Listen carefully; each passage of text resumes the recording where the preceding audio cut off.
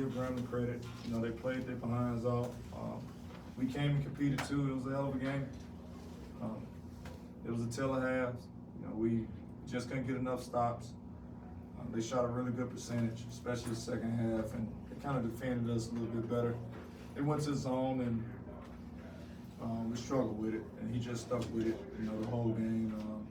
You know, we started out the first half and kind of get what we want when they was in man, and the zone kind of slowed us down. So that's an area we got to get better at. Appreciate those comments. Coach, open up for questions first for our student athletes. Romel, how would you wrap up your experience this year that you had with Jackson State? You know, coming in my first year being at HBCU, you know, it's a very big difference. You know, coming from a PWI to an HBCU, it's an entire different culture change. But you know, they made me feel right at home, especially on the basketball court. You know, me and Coach here had a long-lasting relationship before I even came to Jackson. So you know, he kind of just made the transition very easy for me. And you know, I was thinking about leaving, but you know, I'm definitely gonna come back. I got to get back here next year. Got to get a ring, so I'm gonna be back for sure.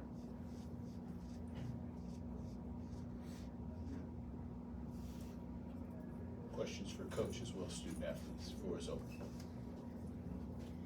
Coach, what do you think was the most difficult part about their zone that you guys couldn't crack tonight? Well, I mean, it wasn't really nothing difficult about it. It's just about making shots. You know, I just thought that, you know, the game was called pretty, pretty fair both ways, but it was a lot of physicality going on there. That was played, which was good. I thought we got good looks. You know, they just didn't fall. You know, when teams play zone, you got to step up and make shots. And, you know, we sprinkled in some zone, and they just stepped up and made shots at times when we was in zone. And as a coach, you know, that makes you, you know, a little bit more gun shy staying in the zone too long. And I don't think we scored enough in the zone for them to get gun shy with it. And that bothered us a little bit. Like I said, it's just an area as a team, as our team, you know, we have to get better at. You know, we have a couple of shooters, but that's what we lacked at all year, you know, as far as shooting the ball. So that's why we played inside out a lot. And we just got to get better at shooting the ball so teams can't, you know, just take our sets away. A lot of teams will scatter our sets because we got so many of them. We execute so well. That's why we went up 14. And then once he went zone, they kind of slowed us down and got him back in the game. So that's just something that'll be changed with just, you know, getting more shooting. And I thought Jelani Bell, I got to give him credit. Just coming along at the end of the year, being a guy that can knock down shots. You know, he's another guy that can be a zone buster. But hey, listen, I look at my team and I look at Zeke Cook. You know, he's a sophomore. Rose just told you what he was going to do. He's back. Ken is a sophomore on paper. Coach is a true sophomore. Chase, you know, he has another year. Jelani Bell is a sophomore. You know, Jamarcus Jones is my only senior. And Trayon Johnson, I mean, he's another guy that played. He'll be back. You know, we the only team in the SWAC that's their starting five is intact coming back, barring any surprises in the portal. You know, but I expect all these guys to be back and be better. We have a guy that's we high on that got hurt at the beginning of the year. He played 2 games, 6'5", long, athletic, can make shots.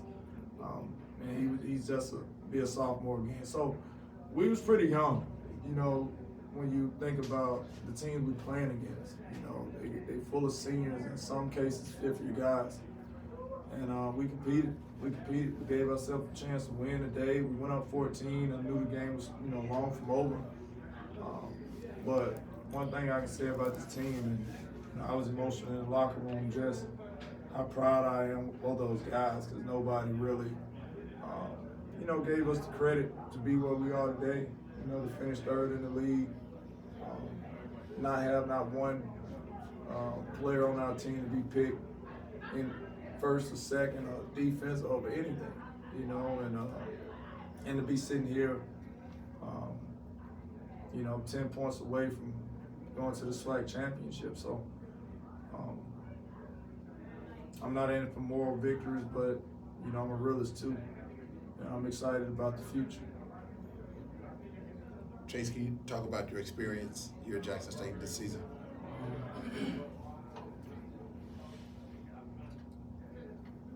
This home. And that's the best way I can put it.